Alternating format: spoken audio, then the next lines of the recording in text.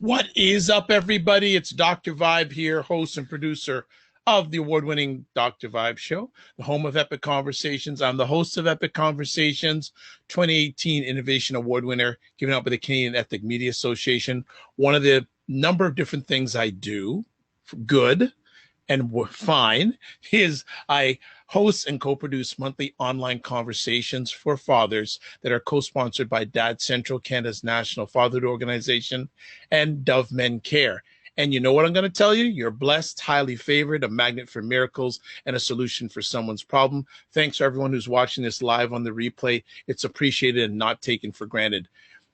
If you are somewhat of a follower of the Dr. Vibe Show, the home of Epic Conversations, you know I love bringing new friends into the family. So we have another new member of the family tonight. Her name is Stephanie Yee. She's a PhD candidate in counseling psychology at the University of Maryland, College Park. She researches how people with marginalized identities navigate mental health and criminal justice systems. Her dissertation examines cognitive mechanisms of trauma in police encounters with adults, Black adults, specifically Black adults. Hope I get through this because there's a lot of big syllable words coming up. So as a therapist, she aspires to be multiculturally competent through pluralistic practice with an emphasis on psychodynamic and interpersonal theoretical frameworks. Wow, that was the toughest sentence out of all of them. I made it through. She provides psychological services, including assessments and therapy, to adults and children at Old Town Psychology in Alexandria, Virginia. In the fall, she'll begin a clinical internship at Whitman-Walker Health Center in Washington, D.C. Outside of her professional life, she enjoys rock climbing, learning about hip hop, and watching movies. Ms. Yee is going to be sharing with us tonight about an article I saw a little while back that I thought was very important for us to share about at all times, but especially during this time. The name of the article is Why Black People Are Traumatized by Police Encounters. Welcome for the first time, but not the last time, Miss Stephanie Yee. How are you? Hi. Hi, how's it going? How you doing? I'm good. I'm just sitting here with my cat. Oh, what's your cat's name? His name's Zulu. I just got him a month ago or so. Okay, why'd you get a cat? I feel like I've wanted a cat for a long time, and I feel like a pandemic is as good a time as ever. I've been able to socialize him to my home, and I spend all day, every day with him. So Very nice, very nice. So I'd like to thank you and your cat for joining us tonight for the first time, and thank you for a great article. But before we get into the article and really dig into it, I'd like to know a little bit more about yourself, where you grew up, how did you get into the world of psychology and the trauma service and all that. So can you share a little bit with us? Sure. So I'm originally from Concord, New Hampshire, where I was born and raised. I attended the University of New Hampshire, and I think for the longest time, I knew that I wanted to enter a helping profession. I just wasn't sure what that would look like. And I think, I took some psychology classes, and I went through a brief stunt where I thought I was going to be an actress for a while. So I took some theater classes as well. But I think ultimately I continue to come back to people and my love for people. And I ultimately decided to pursue a PhD in counseling psychology because I enjoy working individually with people, but then that PhD component is the research component. And so kind of being able to work with people and at the same time, hopefully engage in meaningful research. I feel like just this program that I'm currently in, I'm entering my 5th year. I feel like it all came together. Wow, fantastic. When you chose that journey, what were your parents' comments? Did they have any say, what are you doing that for? Were they all for it? It was a mixed bag. I think ultimately, I grew up with my uncle and his partner Bruce, and I think ultimately they support me in what I do. My uncle is actually a social worker, and so he was already super into the helping profession, and I feel like a lot of my passion kind of came from that. And then in terms of pursuing a PhD, it was just sort of like, oh my goodness, you need to go all in with everything. Okay, all right, we support you. It was kind of like that. Now, how long of a journey? Like when I hear PhD, I'm going, you must have been in school for a while. Yeah, and still going. So it was 4 years of undergrad and the program I'm in now is 6 years. So I have 2 left. I've been here forever. I'm ready to get the hell out, honestly. Oh my gosh. Like, so 6 years in total after you finish. Yes. Excellent. Well, Yes. let's get right into this article that Sure. really caught my eye. Why did you write it? It's applicable at any time, but especially at this time. Why did you decide to write the article? Why Black people are traumatized by police encounters? Absolutely. Um, so, I mean, I guess to start, my dissertation is on this topic. It's a topic that's been near and dear to my heart for um, several years at this point. It's something that has, when we talk about police brutality against racial ethnic minorities, especially Black Americans, that has been going on for centuries. And I think that this topic is always timely. But just a few weeks back, I proposed my dissertation, and that's just a very long, dense document with lots of big words used in academic spaces. And I think that something that's really important for me is to get the research that I'm conducting, that I think is very meaningful, to get that out there into the communities, and to really be diligent about disseminating that information. And so, a mentor / colleague of mine, Dr. Marissa Franco, she writes for Psychology Today, and I reached out to her kind of pitching this idea for an article, and we both agreed that it was, especially, it's always timely, but especially now it's important, now more than ever. And I think, with the focus on trauma, obviously I'm coming from a counseling psychology background. And so when I think about psychological outcomes of various events that happen in our world, I feel like that's a very important thing we should all be focusing on.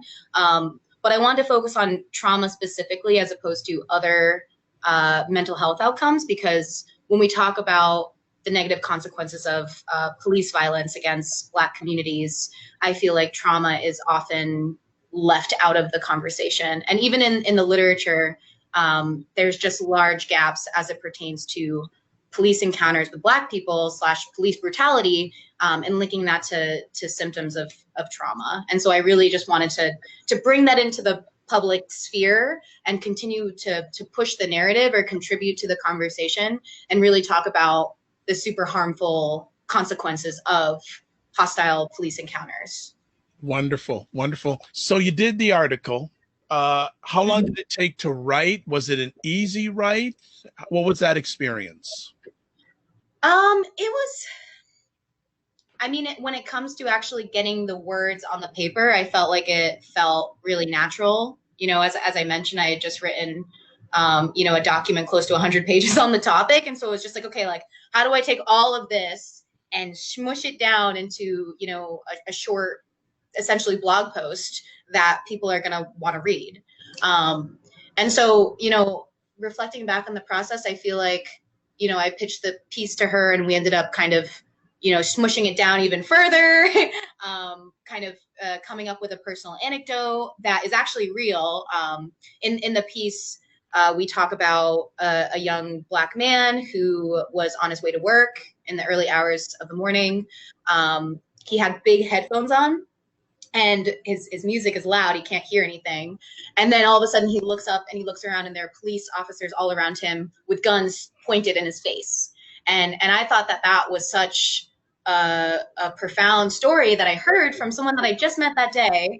I stopped in a restaurant, and I spoke to him for a few minutes, and that story just came out. And I think that was huge for me, like meeting people for the first time, and these stories of trauma are just right on people's fingertips, because they experience it every day. And so when it comes to kind of pulling together that personal anecdote, pulling together some of the research and trying to thread it together, I feel like it kind of came naturally. Did it blow your mind that someone you just met just opened up to you like that? Had that ever happened before? Has that happened to you before? Yes. Okay. I'm laughing because people in my life make fun of me, because it's something that happens to me all the time. People just spill their beans. I don't know if it's the space. I don't know if it's because I'm a therapist.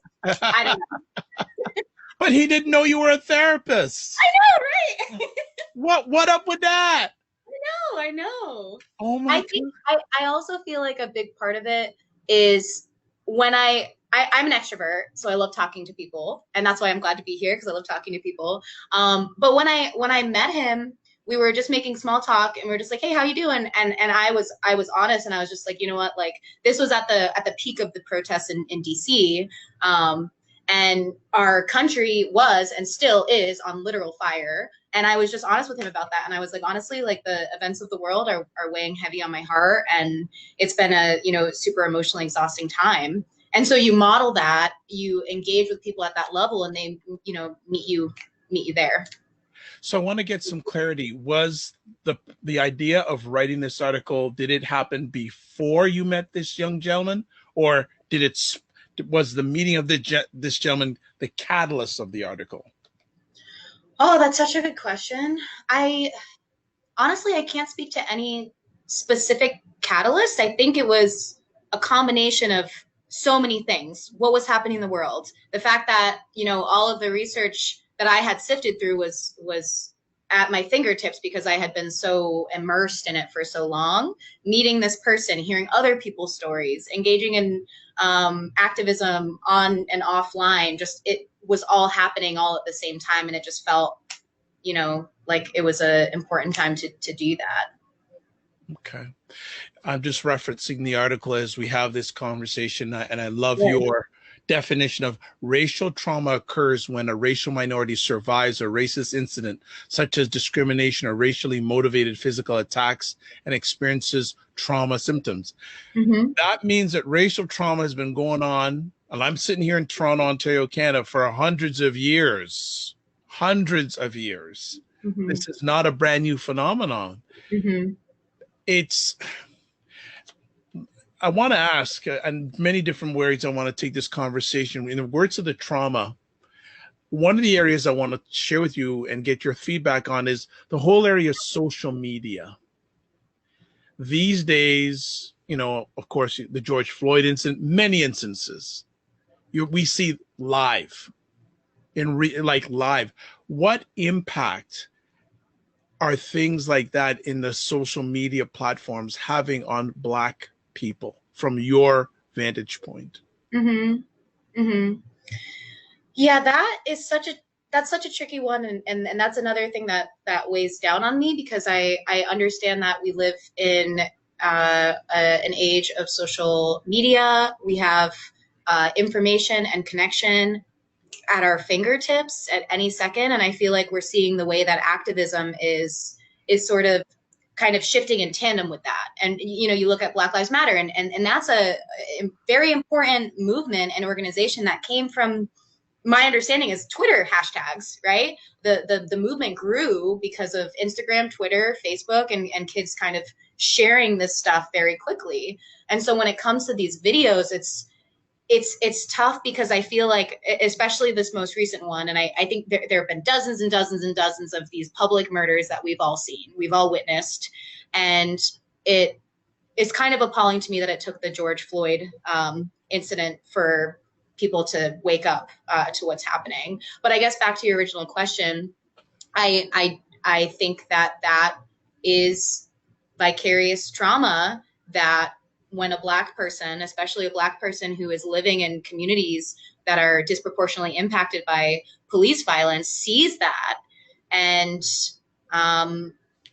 causes symptoms of trauma. There's literature on vicarious trauma. There's literature of viewing people in your community experiencing graphic violence like that, and how that can have an impact on you in terms of your ability to sleep and feeling hyper vigilant around police officers. That's a huge one. That's one that continues to come up when we talk about Black men specifically, especially, who are disproportionately targeted by police officer violence and stops. You see videos of people who look like you getting brutally murdered. It traumatizes you, and then you go on the streets and you see, it's super. In my community, there's tons of police everywhere, and there's also tons of Black people, and I can't imagine that the police everywhere makes people feel any safer, honestly. we're going to go down a number of roads with just that. What you just shared there, there's a number of different avenues. Uh, what Black life has enough trauma even before this subject. How, like, when you looked into studies or you speak with Black people, how much trauma are they experiencing even before we get into this area? Even before we get into the area of police, the whole police encounter, because you in your practice, I'm sure you speak with many different people.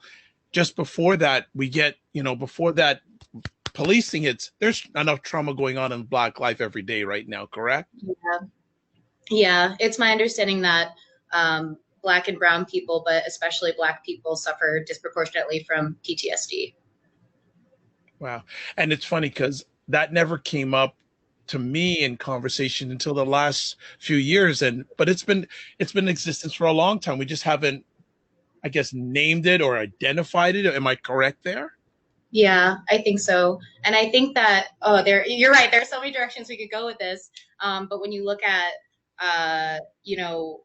the way that different communities kind of underutilize medical and mental health services, I think one of the many reasons is that oftentimes, people come in and they're misdiagnosed. You know what I mean? Like, we know that Black children are over-diagnosed with ADHD.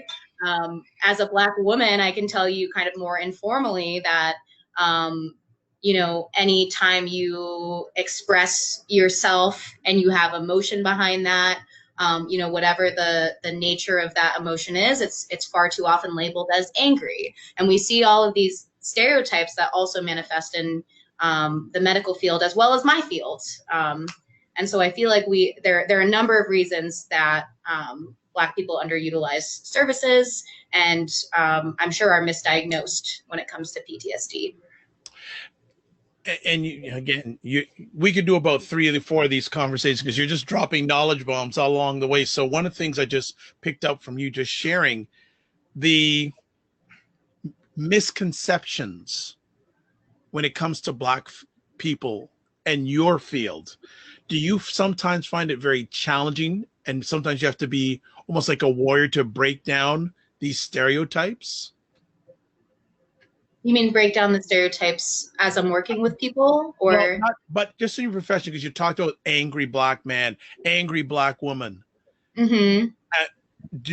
It must be challenging at times for you to have to deal with that labeling, maybe sometimes not correctly, not rightly labeled, and it's gone. And those terms have lasted for years and years. And it disappoints me, and I'm sure it disappoints a lot of viewers that we're still having to deal with this. How do you deal with it? Mm-hmm. Me personally, I am angry. You know what I mean? Yeah. It's tough because you don't want to be labeled as the angry Black woman, and then it happens enough times where you are the angry Black woman, rightfully so, and that should be okay because we have a lot to be angry about. And in terms of my doctoral program, I'm really lucky that it's not perfect, and there are lots of ways in which power and privilege and oppression are manifested in academia and even my doctoral program at University of Maryland.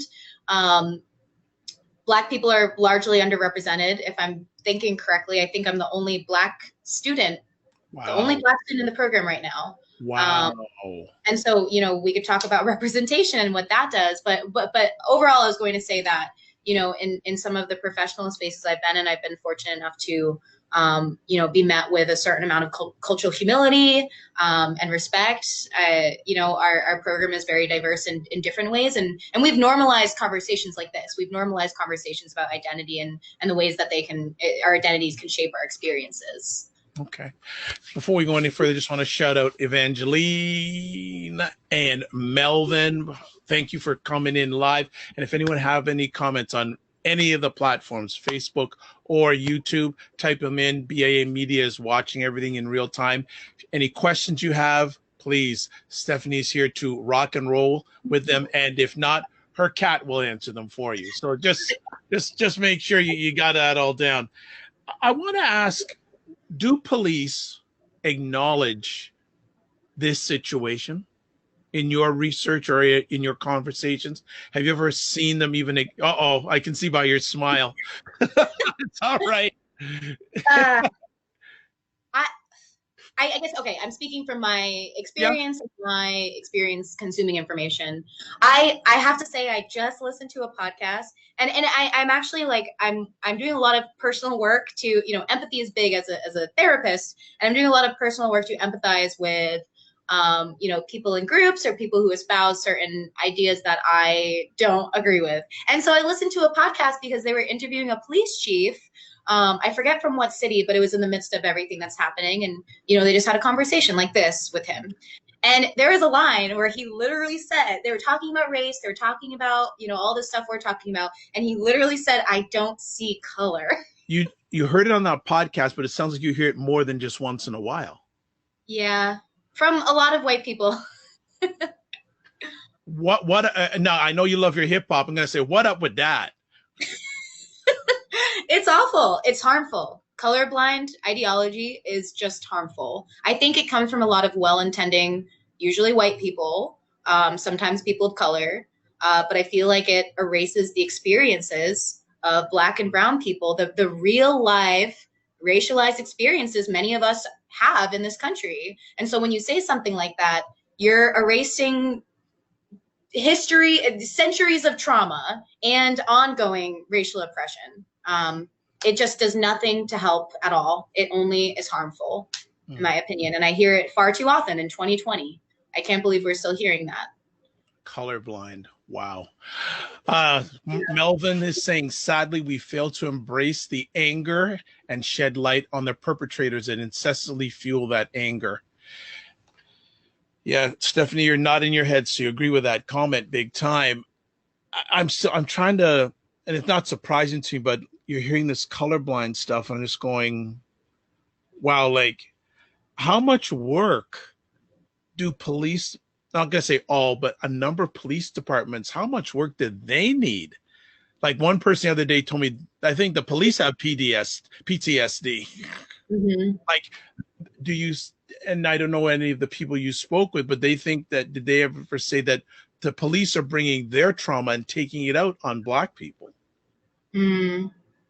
I mean, I think that a big part of the conversation is that, police officers are working under extremely high stress situations that are often traumatic. And so, part of me can empathize with that side of things. At the same time, I think that,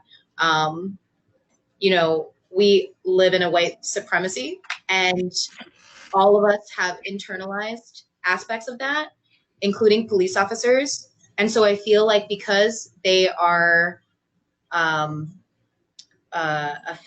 law enforcement officials who are given a gun to protect us, I think that we need to hold them to a higher standard. They're killing people. They're killing people. So, I mean, I understand that. And I think that we need to normalize receiving mental health services and talking about mental health services among police culture, because I know that it's super stigmatized and, a lot of aspects of police culture.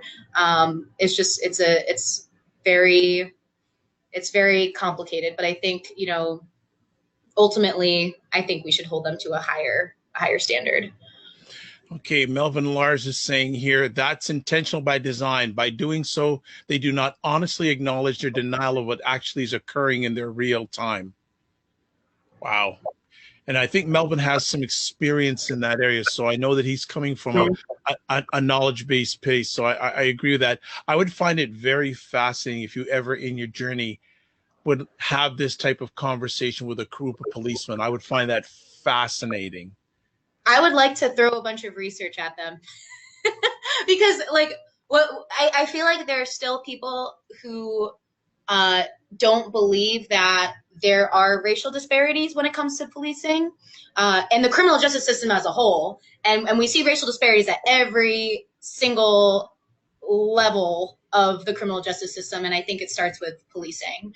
And I hear from people who believe different things than I do, I guess. It's kind of things like, oh, well, like, there's more crime in Black neighborhoods, or, it's because of the way that Black people act in encounters with police officers. And no, if you look into the research, it completely disputes that. When you control for all other factors, when you control for neighborhood, clothing, behavior, there is still a difference in the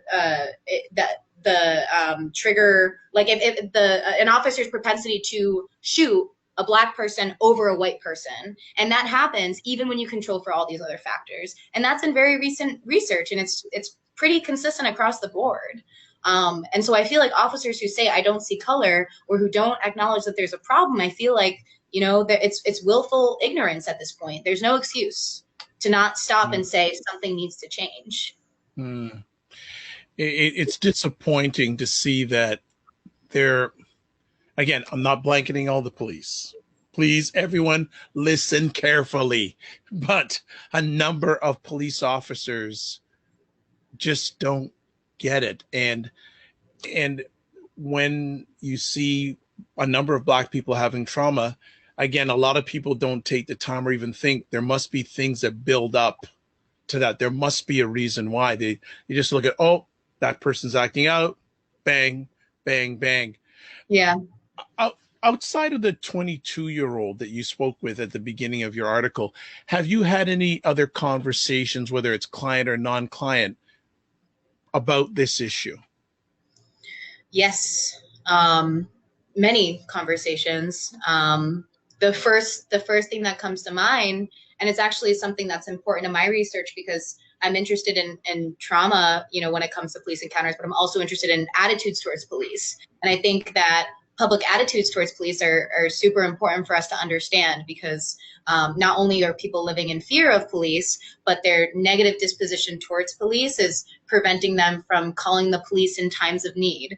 And I spoke with a Black woman who recounted a story that was exactly that. It was like stuff that I was reading in my academic articles, and someone's telling me a story where a Black man and a white man got into a fight in a predominantly Black bar, and this person's like, yeah, people are kind of looking around and like there's violence happening, and people feel unsafe, but no one wants to call the police because people are afraid that the police are going to come in and escalate the violence and further traumatize people. And so you have situations where there's unsafe stuff happening, there's violence happening, and people don't feel comfortable. People don't trust the police. Sometimes people take the law into their own hands, or they just walk away because, historically, police officers don't help Black and brown communities.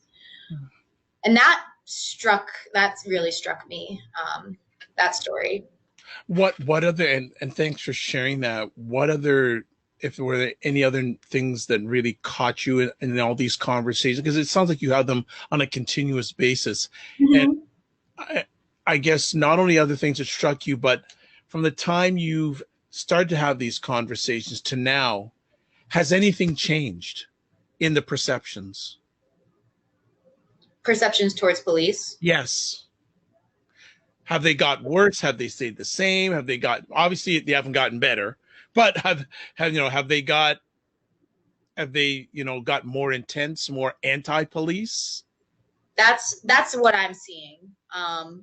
When we talk about certain movements, like defund the police, or even abolishing the police, I have seen some of those conversations going more into the public sphere. I feel like they used to kind of be on the fringes, or used to be considered more radical ideas, and now I obviously have very I hang out with people who are similar to me, and so maybe that's a result of my bubble that I'm living in here in DC. But I've definitely seen a lot more, negative attitudes towards the police as of late, for sure. Okay. And Melvin is chiming in here. He says, Dr. Vibe, I feel that they don't get it. Their wanton hatred kicks in and they continue their radical racial hatred by hiding behind the badge. I would love to hang out with you, Stephanie, and just listen to these conversations because I think, and correct me if I'm wrong, they get, I'm sure at times people must get very passionate and very emotional when they're sharing about this subject. And when you have these conversations with people, do they ever say, this is what's been going, this is the thought we've had for generation after generation? Do they get into that personal stuff, or do they get into stories, maybe not only their own, but other people that they know that have been allegedly, because we can't prove it all the time, had mistreatment by the police? How personal? That's a great question. How personal do they get with you? Because you're the person they love to chat with. You tell me. So I know you make sure that it's a safe and brave space when they chat with you. I'd actually like to hear even one or two more stories, because you've given two already, the one in your article and one of the lady you just mentioned. What other stories could you share with us in the conversations that you've had? Mm-hmm. When it comes to, I feel like generally just a lack of trust and lack of feeling safe around the police. I think these communities are, the communities we're talking about are simultaneously over and under policed.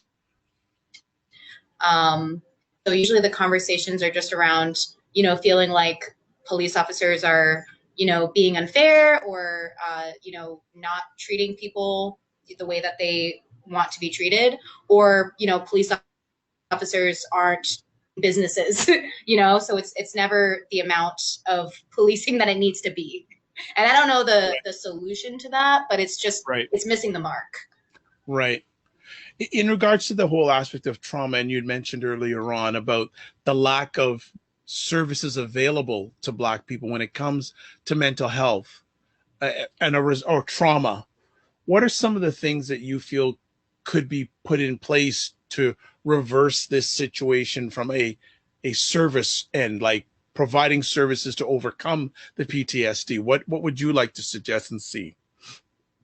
Yeah, the question of accessibility comes up time and time again, and that's kind of an institutional problem. I think that we have a healthcare system that does not value psychological services, I feel like, the way that it needs to. And far too often people need to spend ridiculous amounts of money on psychological services. Even anecdotally, I see a lot of people coming through my program, with ideas of, working in, under-resourced communities, and, serving low-income Black and Brown people, or marginalized groups, or whatever it may be. And then they go through the ringer of a 6-year program and are tired of being poor themselves, and then, start a private practice charging over $100 an hour. You know what I mean? It happens time and time again. And I feel like partially the onus is on us individually as practitioners to prioritize certain groups, especially groups that we know from our research are disproportionately impacted by these things, and experiencing a number of mental health and physical health disparities.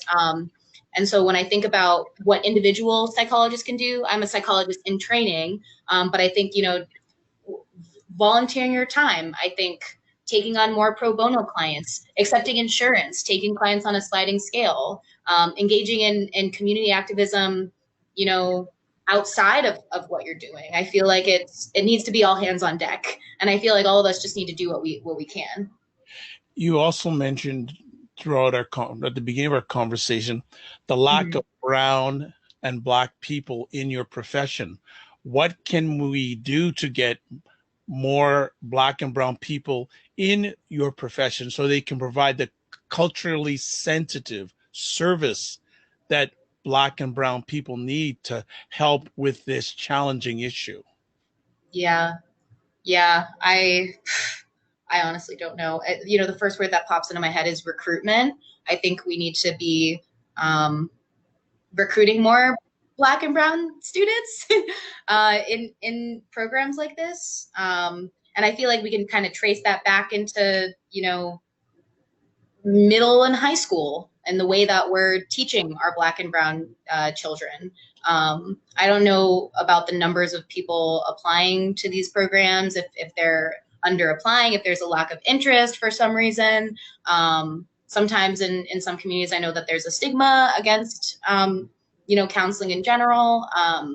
But I just feel like more attention needs to be focused on getting, more Black people in psychology, because our voices matter. And I feel like, the Black people in psychology are the ones who are spearheading, I think is the right word, spearheading, work like this, work that focuses on Black people. It's just, yeah, it's super important. You bring up a very interesting point in regards to stigma. And Mm-hmm. in some areas of the Black community, the whole stigma of trauma, mental health still exists. So that could potentially be a barrier to get more brown and Black people into this area. Your thoughts? Yeah, that's something I've seen time and time again, with so many clients, so many clients, and so many just, friends and people I've spoken to.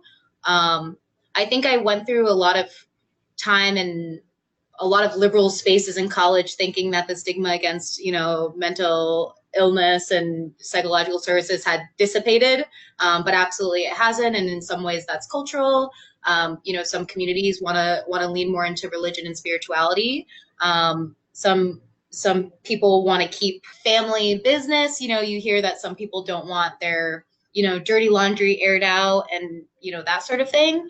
And I don't know the answer to that, but I do think that we should continue to normalize conversations about mental health, because it's important for all of us. And I think that, we should take that knowledge of that stigma and allow it to guide us as we are trying to make services more accessible to people, maybe providing more psychoeducation on why therapy is so important and why so many people all of us could benefit from therapy. Great comments coming in here. Noel Martial saying, great idea, mental health approach in dealing with the trauma, practitioners getting together for our communities. Then Melvin, you have a question. Now, I hope Stephanie understands this question. What's your perspective on students returning to HBCUs beginning with star athletes? I don't know if I'm clear on that, Melvin, but if you could just maybe clear it up a little bit. I don't know if Stephanie understands. I'm not 100% clear on that, but if you could maybe sort of clarify that question, I know Stephanie will answer it. With this whole area of, actually, here's an interesting question I have for you. Close associate of mine, Black woman, she said, Dr. Vibe, every Black person should have a therapist. Thoughts? Yes. And why do you say that? Well, I'm biased. I think of course.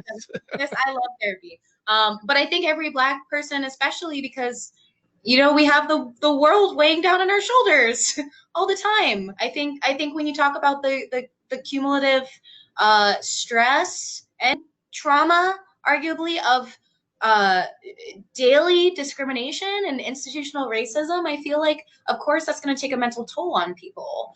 And with, Black people who experience that, it's going to take an emotional toll. And I also wanted to just kind of add to what we were saying earlier, because I don't want to say that it's only, stigma of certain communities that are preventing, them from seeking out care. I think it's also, huge deficits in my career field that I'm entering when it comes to multicultural competence. I think one of the many reasons that we see LGBTQ plus people, POC people, Black people underutilizing services is because they go and see a therapist, and time again, people in my field microaggress them, say racially or otherwise insensitive things. And so something that's really big in my field and is kind of, continuing to be an important conversation that we have is our discussion of multicultural competencies when it comes to working with diverse populations. And what that looks like in practice is, when you slip up and microaggress someone, which we would call like a rupture in therapy when there's a little bit of a conflict, you slow down and talk about that with them. You don't assume that your client is going to educate you on, the issues that they have. You inform yourself while all at the same time not assuming that, I read a book on Black people, this is how a Black client looks. You know what I mean? So it's sort of a balance of educating yourself while also not being presumptuous based on, stereotypes or some predetermined script that you're expecting because you read an article. We call that cultural humility. It's sort of like being empathic. It's being, slow and compassionate and humble and open to meeting the person where they're at. And I feel like, the mental health field needs to focus a lot more on multicultural competencies or continue to prioritize that so that we're not ostracizing the people that we're claiming we want to help. Sitting here in Canada and watching what's going on in your country at this time, and also the whole state of the healthcare system, I'm not feeling 100% good on the future because it looks like the healthcare system is weeding out more and more people access to your healthcare system, especially in marginalized communities of Black and brown people. What if it continues to happen that way? How concerned are you, and what do you see as the negative effects if this keeps on going this direction? Mm-hmm. I mean, I think that we're going to see more disparities when it comes to physical and mental health outcomes. I think the disparities we're currently seeing, and I think that even that became on the forefront of all of our consciousness at the front end of COVID, because we saw people of color and Black communities being disproportionately impacted by COVID because of pre-existing health conditions that they already had.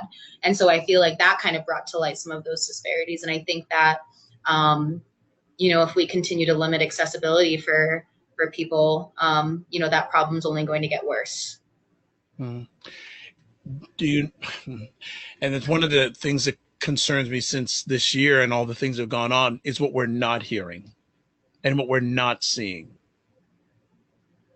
That is a huge concern of mine because this situation in the world history, we've never had anything like this happen before, and especially the effect it's had on Black and brown people. It's going to be a generational thing because, as I mentioned at the beginning, a number of people had trauma before this. Mm-hmm. And now it's just amplified that trauma, and it's amplifying like this, but the services available is going down. And that gap is huge, and the effects of that gap really concern me. Yeah. And you're on the front line, so I'm sure you're experiencing it better than I could even imagine. I agree. It's concerning. And I want to be optimistic, and my optimistic brain says that we're on the brink of a revolution. I'm young, I'm only 26, but I have never in my life seen more people talking about this topic. I've never in my life seen more people talking about race. I think I've seen it, talked about as, our country is having a reckoning with race. And you see, a lot more people engaging with some of these ideas, and a lot more, stuff about institutional racism. Like all of a sudden, everyone knows what institutional racism means. And I'm hopeful that because we're engaging in these conversations, it's going to catalyze some actual, structural changes. So being as young as you are, but you look at a lot of research, how optimistic, you said you have an optimistic side of your brain, on a scale of 1 to 10, how optimistic do you feel you'll see Radical change, not just change, radical change in your time.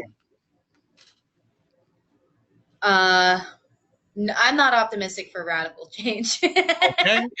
Yeah, no. When you say radical, are you talking about like abolishing the police and abolishing prisons and that type of radical change?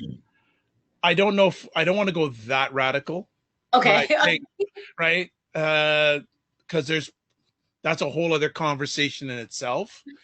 But Yes. um, whatever. Okay, let me put it this way: how on a scale of 1 to 10, how confident are you going to see change that will meet your happiness during your life? Um, I don't think I will see that in my life. Wow. Change that will meet my happiness.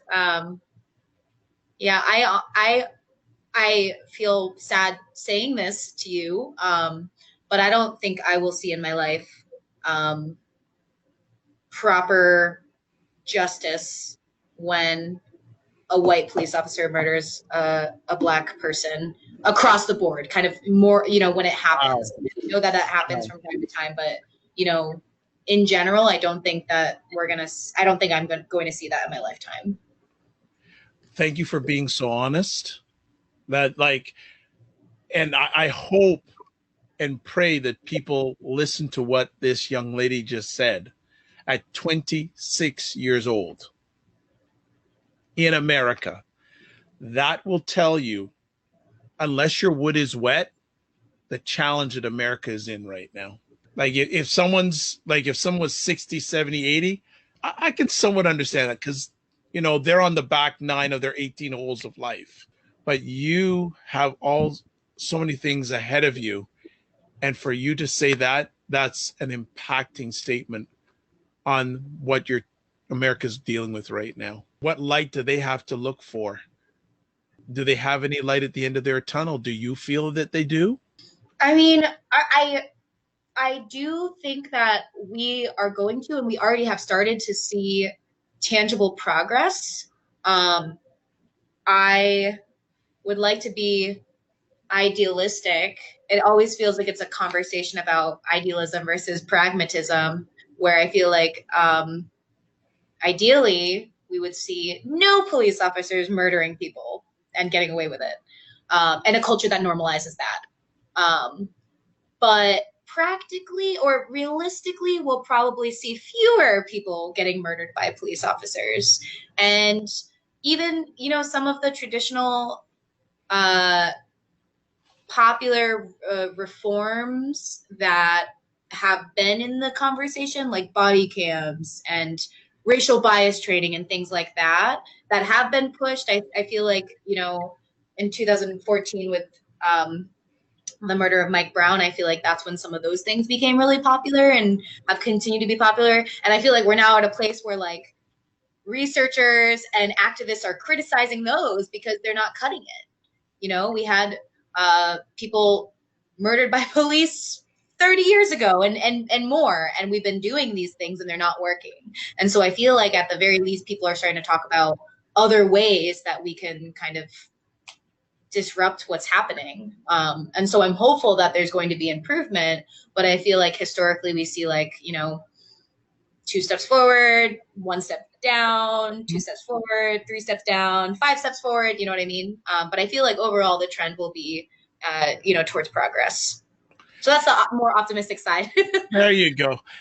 If you had the opportunity to address this challenge to policemen out there in your country, what would you say to them? What would I say to them? Oh man. I would love for all of us to navigate these conversations, this global conversation and series of conversations that we're having, with an open mind and an open heart. And I think for police officers specifically, you know, I think we're seeing a lot of defensiveness, which makes sense. They're feeling like they're targeted.